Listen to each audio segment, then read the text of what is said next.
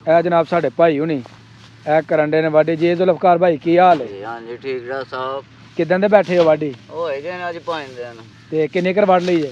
ਵਾਢੀ ਲਈ 2 ਕਿੱਲੇ। ਮਾਸ਼ਾਅੱਲਾ ਮਾਸ਼ਾਅੱਲਾ ਜੀ 2 ਕਿੱਲੇ ਕਹਿੰਦੇ ਨੇ ਅਸਾਂ ਮੁੰਜੀ ਵੱਢ ਲਈ ਹੈ। ਤੇ ਇਸ ਤਰ੍ਹਾਂ ਦੇਖ ਸਕਦੇ ਹੋ ਇਹ ਭਾਈ ਹੁਣੀ ਕਰਨ ਦੇ ਨੇ ਫਾਂਡੀ ਤੇ ਨਾਲੋਂ ਨਾਲ ਵੱਢੀ ਜਾਣ ਦੇ ਨੇ, ਨਾਲੋਂ ਨਾਲ ਫੰਡੀ ਜਾਣ ਦੇ ਨੇ। ਆ ਗਈ ਕਬੂਟਾ ਤੇ ਛਾ ਗਈ ਕਬੂਟਾ ਮਸ਼ੀਨ ਜਨਾਬ ਧੜਾ ਧੜ ਪਿੱਛੇ ਜਿਹੜੀ ਉਹ ਚੱਲਣ ਡਈ ਹੈ।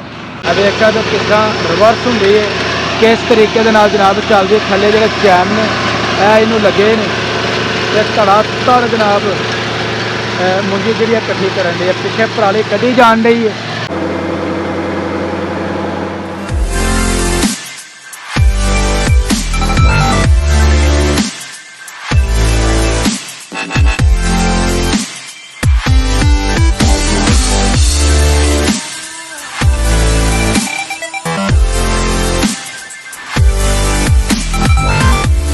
अस्सलामुअलैकुम, welcome to my new vlog.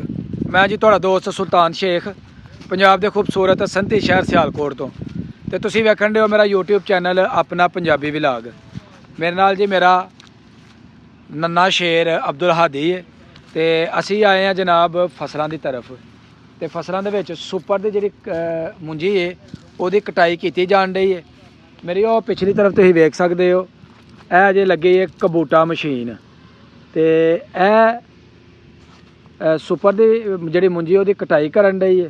तो इस तरह भी जनाब यह भाई हुणी करन डे ने मुंजी की कटाई। वाढी बैठे ने तो जोड़े पहले वक्त होंदे हन लोग इस तरह ही कटाई जोड़े सन करते हैं।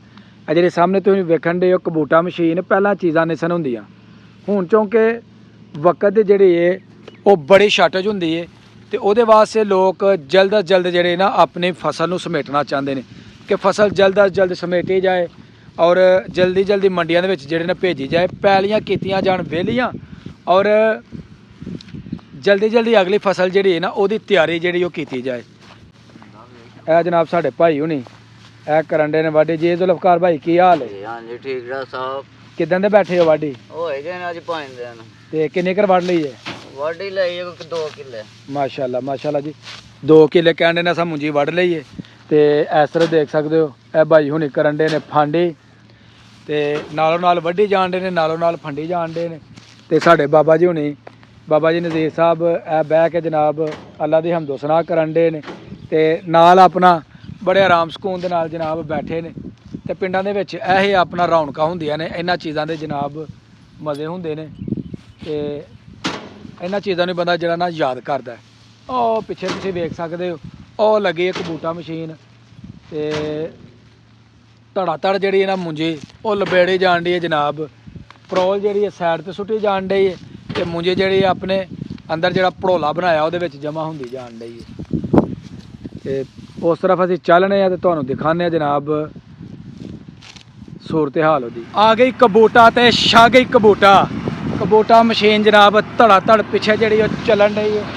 देख सकते हो जनाब फसलों की कटाई करन दी धड़ा धड़ ते किले नूं जनाब अद्धे पौने घंटे दे विच फड़का छड्डदी है। क्या बात है जी, यह जनाब कबूटा मशीन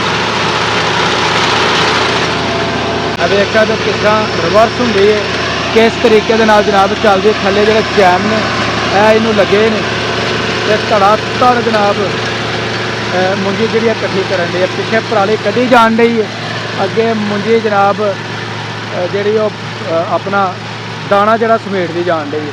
यदि सफाई देखो किस कदर इन्हें सफाई जी है वो जनाब है करन रही है। जानदार ते शानदार जी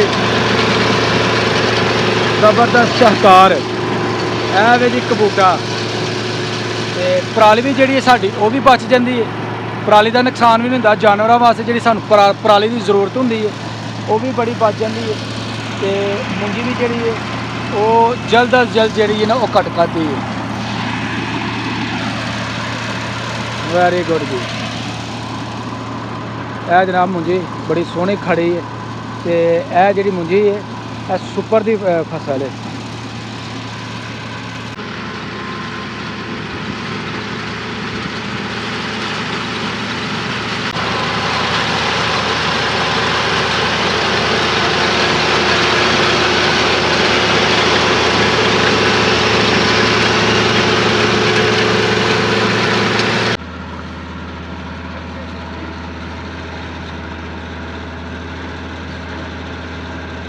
ਦੇ ਵਿੱਚੋਂ ਹੁਣ ਕੱਢੀ ਜਾਣਗੇ ਜੀ ਮੁੰਜੀ। ਇਹ ਜਨਾਬ ਮੁੰਜੀ ਕੱਢਣ ਦਾ ਮਰਹਲਾ ਸ਼ੁਰੂ ਹੋ ਗਿਆ।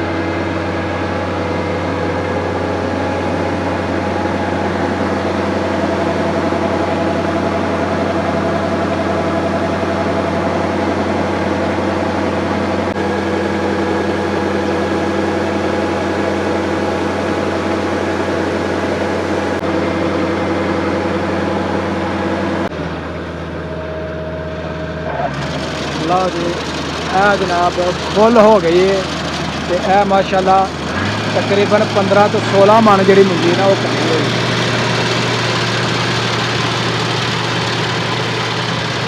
ਲਓ ਜੀ ਫਰਲਾਟੇ ਭਰਦੀ ਫਿਰ ਆਪਣੀ ਮੰਜ਼ਿਲ ਦੀ ਤਰਫ ਕਟਾਈ ਸ਼ੁਰੂ ਕਰ ਦਿੱਤੀ ਹੈ। ਸਫਾਈ ਦੇਖ ਸਕਦੇ ਹੋ ਕਿਸ ਕਦਰੇ ਦੀ ਸਫਾਈ ਹੈ।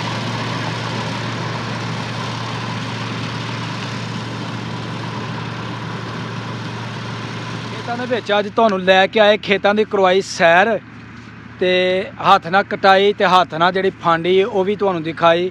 ਉਸ ਤੋਂ ਬਾਅਦ ਕਬੂਟਾ ਮਸ਼ੀਨ ਦੇ ਜਨਾਬ ਤੁਹਾਨੂੰ ਜ਼ਬਰਦਸਤ ਨਜ਼ਾਰੇ ਕਰਵਾਏ ਕਿ ਕਬੂਟਾ ਮਸ਼ੀਨ ਕਿਸ ਕਦਰ ਜਿਹੜੀ ਨਾ ਉਹ ਕਟਾਈ ਕਰਦੀ ਹੈ।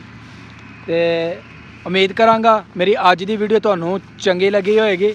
ਅਗਰ ਵੀਡੀਓ ਲੱਗੇ ਚੰਗੀ ਵੀਡੀਓ ਨੂੰ ਲਾਈਕ ਕਰਨਾ, ज़्यादा ਤੋਂ ज़्यादा शेयर करना, प्यारा ਜਿਹਾ कमेंट करना। ਜਿਹੜੀ ਮੇਰੇ ਦੋਸਤ ਇੰਡੀਆ ਤੋਂ ਮੇਰੇ ਨਾਲ ਜੁਆਇਨ ਹੁੰਦੇ ਨੇ ਉਹ ਜਨਾਬ ਪਿਆਰਾ ਜਿਹਾ ਕਮੈਂਟ ਕਰਿਓ ਤੇ ਪਾਕਿਸਤਾਨੀ ਦੋਸਤ ਮੇਰੇ ਜਿਹੜੇ ਨੇ ਉਹ ਲਾਈਕ ਕਰਨਾ ਨਾ ਭੁੱਲਿਓ ਤਾਂ ਕਿ ਮੈਨੂੰ ਪਤਾ ਲੱਗੇ ਪਾਕਿਸਤਾਨ 'ਚ ਕਿੰਨੇ ਕਰ ਚਾਹਣ ਵਾਲੇ ਨੇ ਤੇ ਇੰਡੀਆ 'ਚ ਕਿੰਨੇ ਕਰ ਚਾਹਣ ਵਾਲੇ ਨੇ।